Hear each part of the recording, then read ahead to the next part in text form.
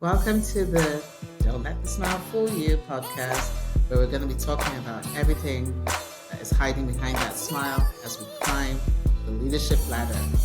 Let's go. Hi, my name is Uche Ofodile, and welcome to the Don't Let the Smile Fool You podcast. Okay, so guess what? I want to talk about something today. I was talking to one of my colleagues, and she was asking me, what is it about leadership that no one told you? So let me tell you a really quick story. This is going to be really fast. I remember when I first started thinking about becoming a CEO. I was so arrogant.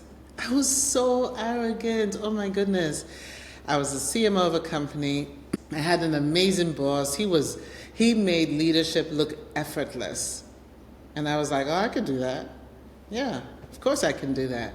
I had a team of about 55 people. Business was doing well. And I was ready for my next role. I wanted to become a CEO. And I was looking at his job and I was like, oh, he makes it look really easy and I can do that. I can do the commercial work. I'm good at brand. I'm really good at strategy.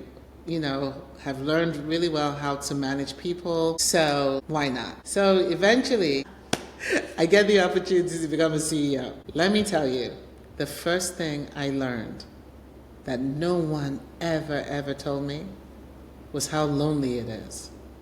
I didn't understand at the time as a chief marketing officer that there was someone I was reporting to that had to make all the tough decisions, that had to have all the tough conversations. I didn't see any of that. I just saw something that looks really simple. Now, I'm the CEO, and when there are problems, I don't have anyone to talk to. It's just me, no matter what the situation is. Because can you imagine if, as a CEO, you talk to your colleague to say, oh my God, this is so terrible. I don't know what to do. You can't say that. So it's all you. So it's lonely because you're afraid to make a mistake. You don't want to make a mistake because making a mistake has major consequences, right? You want to make sure that you're leading your organization in the right direction, that you're making the right decisions. It's lonely. And it's loneliest when things are not going well. So there have been so many times in my career, and I've been a CEO now for over 10 years in different roles, or maybe a little bit longer, where I'm faced with a very challenging situation. And I'm saying to myself, what do I do? I literally don't know what to do. And I have to talk to myself. But you know what? I learned something also. One of the things I started to do is I created a team of people that I could talk to. They don't work in my company. These are my friends who work in different organizations. They're at different levels. And they're the ones that keep me sane. I love you guys. But they're the ones when I have a problem I can go to and say, hey, I'm facing this issue. What do I do? This is what I'm thinking. How can I move forward?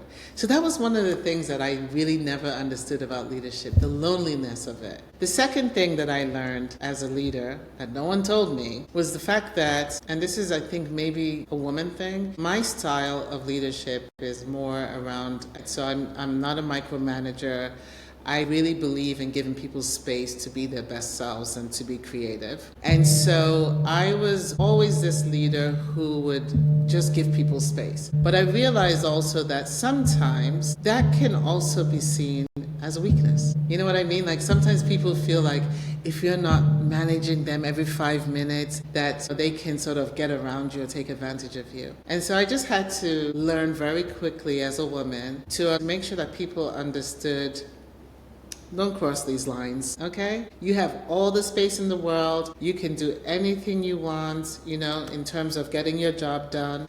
We can talk about it. I'm not even going to be prescriptive unless you have a problem. If you have a problem, you can come talk to me. But I have lines. Don't cross them. If you cross them, then we probably have a problem. So leadership for me is something that I believe is an ongoing learning process. I don't believe that I am the leader today that I was 20 years ago when I took my first C-suite job. And I keep learning and I keep being excited about leadership. I love leading.